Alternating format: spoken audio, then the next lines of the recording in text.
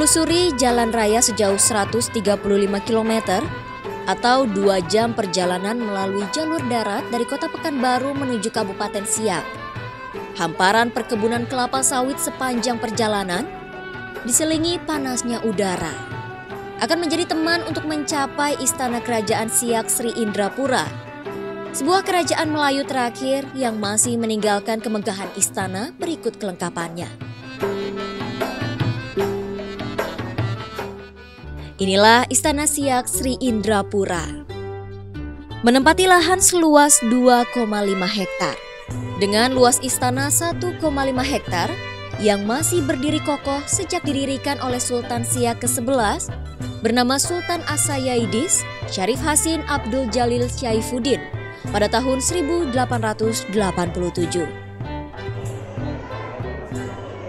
Setelah Sultan Siak ke-11 mangkat, tata kerajaan diteruskan oleh putranya yang merupakan Sultan Siak ke-12 bernama Sultan Syarif Kasim Sani. Pada masa pemerintahan Sultan Siak ke-12 inilah tampuk pimpinan kerajaan berakhir. Sultan Siak ke-12 menyerahkan kerajaan Siak ke Negara Kesatuan Republik Indonesia atau NKRI. Berikut seluruh harta kerajaan termasuk 13 juta gulden. Sultan Siak ke-12 memilih bergabung ke NKRI setelah Indonesia memproklamirkan kemerdekaan pada tahun 1945.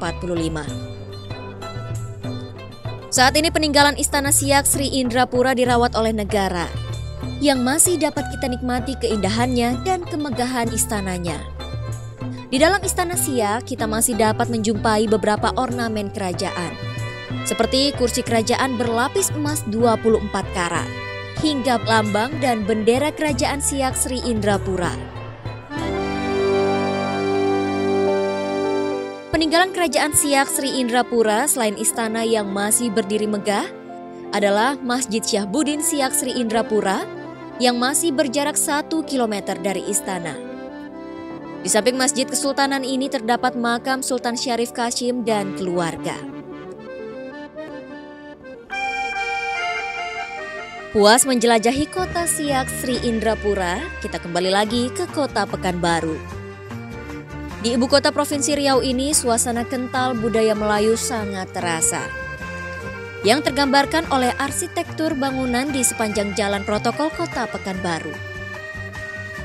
Gedung-gedung berukiran aksen Melayu serta bercat kuning keemasan khas Melayu indah menghiasi kota.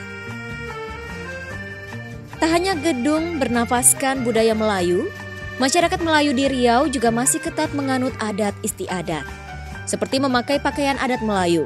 Laki-laki menggunakan pakaian teluk belanga, yakni pakaian berkancing 5, melambangkan sholat 5 waktu. Celana panjang dengan lipatan kain songket, sedangkan perempuan mengenakan baju kurung. Di bumi Melayu ini, pelaksanaan upacara adat juga masih sering dilaksanakan, seperti upacara adat tepuk-tepung tawar, yang merupakan simbol rasa syukur atas keberhasilan yang diraih. Setiap kegiatan adat istiadat Melayu kental dengan nuansa Islami, yang masih diterapkan dalam setiap sendi budaya Melayu itu sendiri. Seperti syair Gurindam 12, yang ditulis oleh Raja Ali Haji di Pulau Penyengat Riau pada tahun 1847. Gurindam 12 ini berisikan pesan atau petunjuk hidup yang diridhoi oleh Allah. Barang siapa tiada memegang agama, sekali-kali tiada boleh dibilang nama. Barang siapa mengenal yang 4, maka ia itulah orang makrifat. Barang siapa mengenal Allah, suruh dan tegahnya tiada ia menyalah. Barang siapa mengenal diri, maka telah mengenal akan Tuhan yang bahari. Barang siapa mengenal dunia, tahulah ia barang yang terperdaya.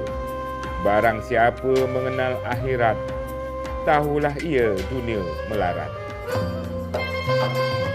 Berbagai peninggalan kebudayaan Melayu tersebut layaknya terus dilestarikan oleh masyarakat bersama pemerintah. Untuk itu pemerintah Provinsi Riau telah menyusun 2 peraturan daerah terkait, yakni Perda tentang Pelestarian Kebudayaan Melayu Riau Nomor 9 Tahun 2015 dan Perda tentang Pelestarian Cagar Budaya Nomor 15 Tahun 2013. Ya, kita alhamdulillah ya DPRD sekarang dengan sesuai dengan mendorong visi misi Riau itu, menjadikan Riau itu pusat pertumbuhan ekonomi dan budaya Melayu di Asia Tenggara ini, memang kita memberikan dorongan yang kuat. Pertama, kita coba dari regulasi. Kita membuat peraturan daerah sekarang dan alhamdulillah peraturan daerahnya sudah selesai, dan bahkan saya tadi siang melakukan sosialisasi di beberapa daerah Kabupaten Kampar tentang perda ini. Tak hanya sekadar menjaga cagar budaya, namun pemerintah Provinsi Riau mulai membangun hal utama dalam menjaga kebudayaan Melayu, yakni pembangunan karakter, dengan memasukkan kurikulum muatan lokal tentang budaya Melayu ke sekolah. Sehingga Pak Gubernur membuat suatu peraturan gubernur kaitan dengan kurikulum muatan lokal budaya Melayu. Dengan peraturan gubernur itu, kami pun menyiapkan sendiri perangkat-perangkat pendukungnya, kurikulumnya, ya kan, guru-guru yang akan mengajarkannya. Bahkan sekarang ini ada dari negara-negara tetangga kita yang sudah mulai mau belajar ke sana dan melihat itu semua. Begitulah kita mau semangat untuk membangun kebudayaan itu sendiri. Kami menyiapkan nanti mereka memahami budaya Melayu, kemudian mentransfer ilmunya itu, mengajarkan itu kepada anak-anak di sekolah begitu. Nah, kalau ditanya azasnya apa dasar kita begitu, kita lebih kepada pengembangan karakter gitu. Jadi bagaimana anak-anak Melayu di sini, orang-orang yang sekolah di sini mempelajari nilai-nilai yang ada di kebudayaan Melayu itu. Ya, pertamanya sangat tidak logis kenapa saya masuk sini, karena saya sendiri suku Jawa gitu. Akan tapi waktu demi waktu, hari demi hari, ternyata sastra Melayu itu sangat bermakna bagi saya sendiri. Kenapa? Karena kita hidup di Riau. Riau itu adalah tanah Melayu gitu kan. Jadi kita tahu apa artinya sebenarnya yang Melayu, seperti apa orang Melayu, di hati diri seorang Melayu seperti apa. Itu semuanya ada di sini. Kini Riau makin membenahi diri menjadikan diri sebagai Riau Homeland of Melayu atau Tanah Melayu. Karena kita mempunyai komitmen dengan tagline yang ada, Riau the Homeland of Melayu, tumpah darah Melayu. Dan ini juga dibuktikan. Sekarang ini sedang belajar beberapa orang dari Singapura, belajar masalah kebudayaan Melayu.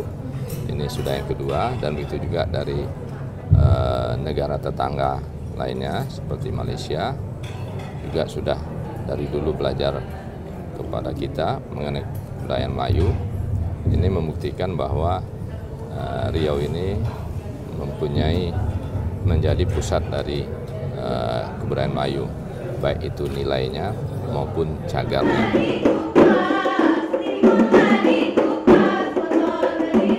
Semangat menjadikan Riau sebagai tanah Melayu juga dirasakan oleh para generasi muda Melayu dalam menjaga warisan budaya Melayu. Seperti para remaja yang tergabung dalam sanggar tari Tengkah Zapin ini, yang diketuai oleh Hendra Burhan, cucu dari maestro tari Zapin, Yazid. Dia menyadari budaya Melayu seperti yang sedang dia pelajari, yakni tari Zapin, bukanlah hanya sekadar gerakan tarian belaka. Namun ada makna tersembunyi yang bertujuan menanamkan budi pekerti yang baik kepada generasi muda. Kalau Zapin tradisi itu sebenarnya banyak pakem-pakemnya, banyak. Seperti kaki tidak boleh diangkat lebih dari mata kaki, tangan tidak boleh terlalu diangkat, karena memang itu sesuai dengan ini kan, dengan kaidah-kaidah lama bahwa tidak boleh menjaga sopan santun lah, sebetulnya sopan santun. Ya, kalau misalnya kaki diangkat lebih tinggi kan tidak enak, etikanya kena gitu. Menjaga warisan budaya Melayu bukanlah hanya sekadar menjaga cagar budaya atau peninggalan budaya secara fisik. Namun yang terpenting adalah turut menjaga nilai-nilai budaya Melayu yang hendak menjaga budi pekerti generasi muda, agar tak lupa kepada budaya yang sopan, santun, serta berbudi luhur.